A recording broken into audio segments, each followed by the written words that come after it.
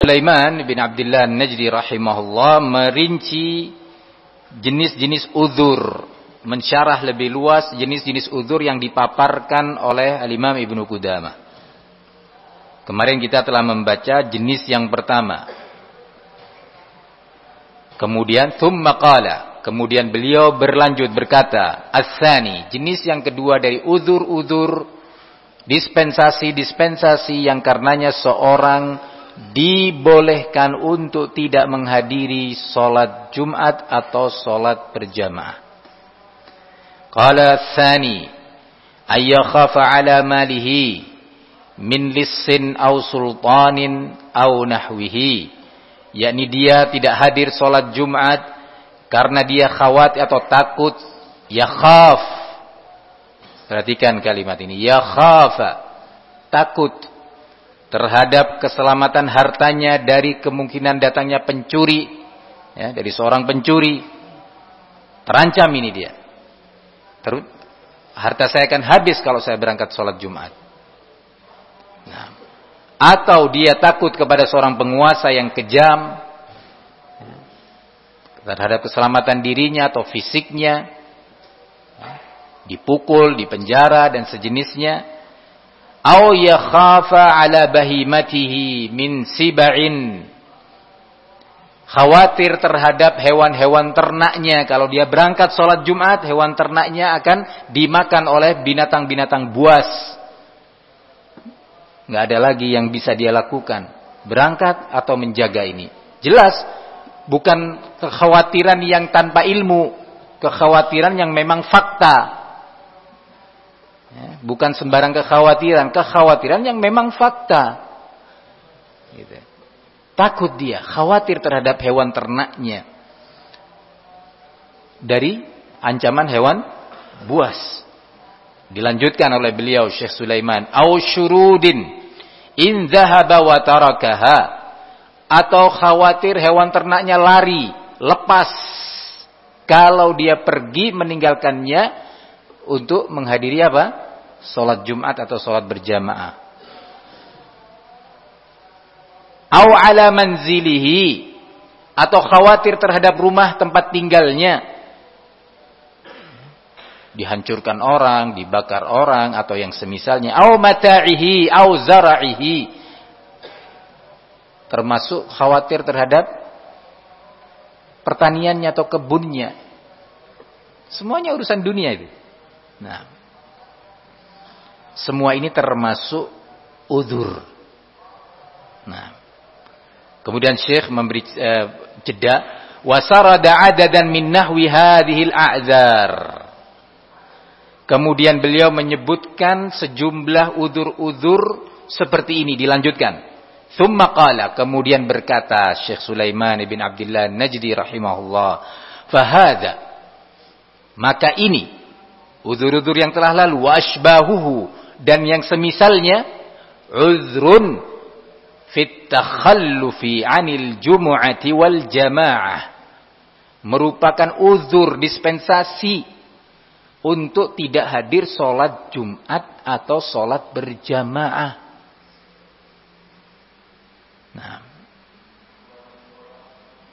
li umumi qauli sallallahu alaihi wasallam, karena keumuman dalil hadis Rasul sallallahu alaihi wasallam yang mengizinkan untuk tidak hadir salat berjamaah, qala au khaufin, uzur karena kekhawatiran atau rasa takut.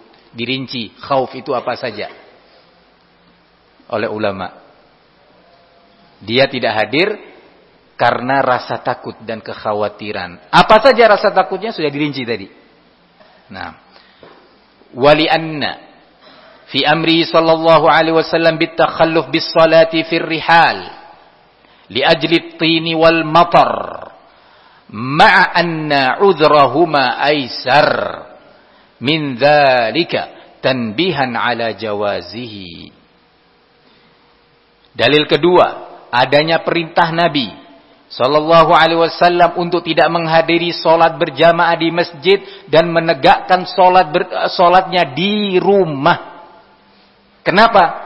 Karena adanya at-tin, tanah yang sudah tercampur dengan air hujan menjadi becek. Ya.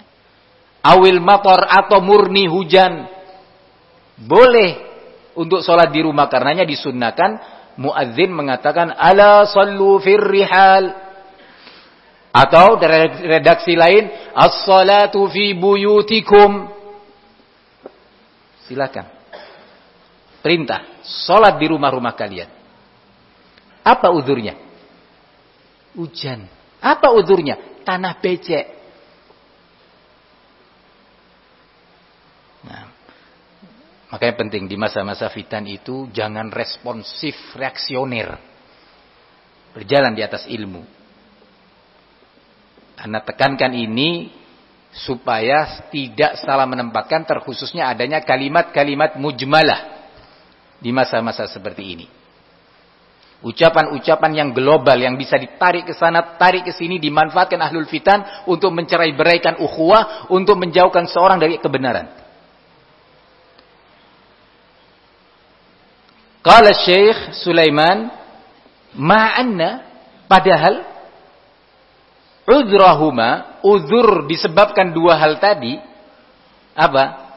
Becek dan hujan, itu lebih ringan dibandingkan yang lain-lain tadi yang telah disebutkan. Yang telah disebutkan oleh beliau dan Imam Ibnu Qudamah. Antum insyaallah ingat beberapa jenis uzur yang telah disebutkan.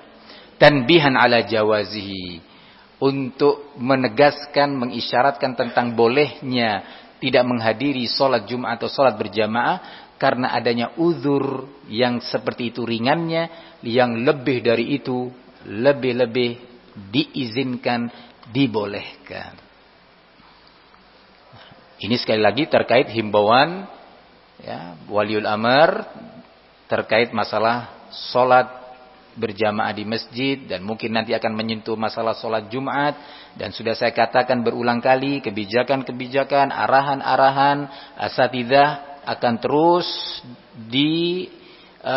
lakukan penelitian untuk disesuaikan dengan perkembangan-perkembangan yang ada.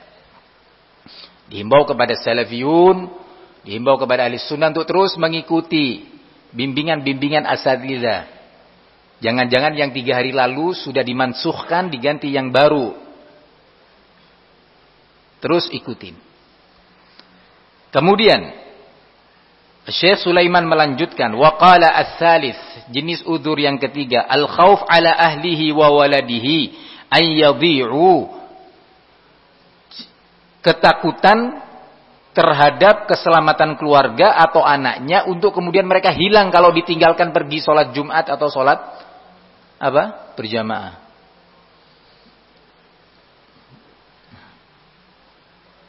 Kadang kita ini berbicara tentang syariat Islam yang samhah. Yang Rasulullah menyatakan, bu'ithu bil hanifiyatis samha. Inni lam ub'ath bil yahudiyya wala nasraniyah, walakinni ub'athu bil hanifiyatis samha. Aku tidak diutus oleh Allah membawa agama Yahudi wala juga agama Nasara. Aku diutus dengan agama al-hanifiyah, yaitu agama tauhid wa tahdzir minasyirik, dan samhah, agama yang mudah, yusrun. Nah, bagaimana yusrunnya dicontohkan oleh Nabi alaihi salatu wassalam, kemudian dipraktekkan oleh para sahabatnya al-atqiya, para sahabat yang bertakwa. Ini yang berbicara di hadapan kita orang-orang yang bertakwa ya akhi. Ibnu Qudamah, Syekh Sulaiman, dikutip oleh hadal Imam al-Mujahid Rabi' bin Hadi al-Madkhali. Dan nanti kita akan dengarkan berikutnya nih. Jadi jangan ada, Anda sebagai talib ilm jangan merasa lebih bertakwa daripada ulama. Sehingga Anda mengatakan, masa uzur begitu kok boleh enggak sholat Jumat, urusan kambing, urusan gini, urusan dunia. Taqillah. Jangan Anda